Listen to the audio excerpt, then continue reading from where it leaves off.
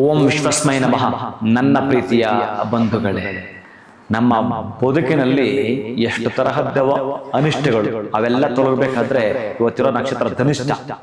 ಆ ಧನಿಷ್ಠ ನಕ್ಷತ್ರದಲ್ಲಿ ನೀವೇನಾದ್ರೂ ಧನಿಕರಾಗಬೇಕು ಅಂತ ಯೋಚನೆ ಮಾಡಿದರೆ ಬಹುಶಃ ಮನೆಗೆ ಏನಾದ್ರೂ ದವಸ ಧಾನ್ಯ ಕೂಡ ಇವತ್ತು ಮನೆಗೆ ತರಬೇಕು. ನೀವು ಏನಾದ್ರೂ ಒಂದಷ್ಟು ದವಸ ಧಾನ್ಯವನ್ನ ನಿಮ್ಮ ಮನೆಯಲ್ಲಿ ಖಾಲಿ ಯಾವುದಾಗಿದ್ರು ಅದನ್ನ ಒಮ್ಮೆ ಗಮನಿಸ್ತಾ ಇವತ್ತು ಮನೆಗೆ ತರೋದರ ಜೊತೆಗೆ ಇನ್ನು ಮೇಲೆ ಆ ತರಹ ನಮ್ಮ ಕಷ್ಟಗಳು ಬರಬಾರದು ಅಂತಂದ್ರೆ ಈ ಹಿಂದೆ ದೊಡ್ಡ ಕಷ್ಟಗಳು ಅನುಭವಿಸಿದ್ವಿ, ಈ ಹಿಂದೆ ದೊಡ್ಡ ಅವಮಾನಗಳು ಅನುಭವಿಸಿದ್ವಿ. ಅಂತಹ ಅವಮಾನಗಳು ಆಗಬಾರದು ಅಂತಂದರೆ ಬಹುಶಃ ನಮ್ಮ ಬದುಕಿನಲ್ಲಿ ಮತ್ತೊಮ್ಮೆ ಅಂತಹ ದುರ್ಘಟನೆ ಮರುಕಳಿಸಬಾರದು ಅಂತಂದ್ರೆ ಈ ಧನಿಷ್ಠ ನಕ್ಷತ್ರದಂದು ಈ 4 ಶ್ಲೋಕ ಹೇಳಿಕೊಳ್ತೀರಿ.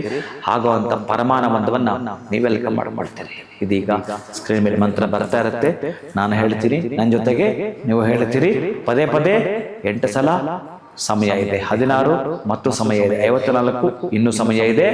108 ಬಾರಿ ಪಟಸ್ಥ ಆನಂದದ ಅದ್ವಿತೀಯದ ಅಮೃತವನ್ನ ಉಣಬಡಿಸ್ಲಿಕ್ಕಿರತಕ್ಕಂತಹ ದಿನಶುದ್ಧಿ ಈ ದಿನ ಪ್ರೀತಿಯ ಬಂಧುಗಳೇ. ಸಹಸ್ರಾರ್ಚಿ ಸಪ್ತ ಜಿಹ್ವಾ ಸಪ್ತೈಧ ಸಪ್ತವಾಹನಃ ಅಮೂರ್ತಿರನಘೋ ಚಿಂತ್ಯ ಭಯ ಕೃದ್ಭಯ ನಾಶನಃ ಅಣುರ್ಬೃಹತ್ ಕುಶಸ್ಥೂಲೋ ಗುಣ ನಿರ್ಗುಣ ಮಹಾನ್ ಅದೃತ ಸ್ವದೃತ ಸ್ವಾಸ್ಯ ಪ್ರಾಗ್ವಂಶೋ ವಂಶವರ್ಧನಃ ಭಾರವೃತ್ಕಥಿತೋ ಯೋಗಿ ಯೋಗೇಶ ಸರ್ವಕಾಮದಃ ಆಶ್ರಮ ಕ್ಷಾಮ ಸುಪರ್ಣೋ ವಾಯುವಾಹನಃ ಧನುರ್ಧರೋ ಧನುರ್ವೇದೋ ದಂಡೋ ದಮಯಿತಾ ದಮಃ ಅಪರಾಜಿತ ಸರ್ವಸಹ ನಿಯಂತ ನಿಯಮೋ ಯಮಃ.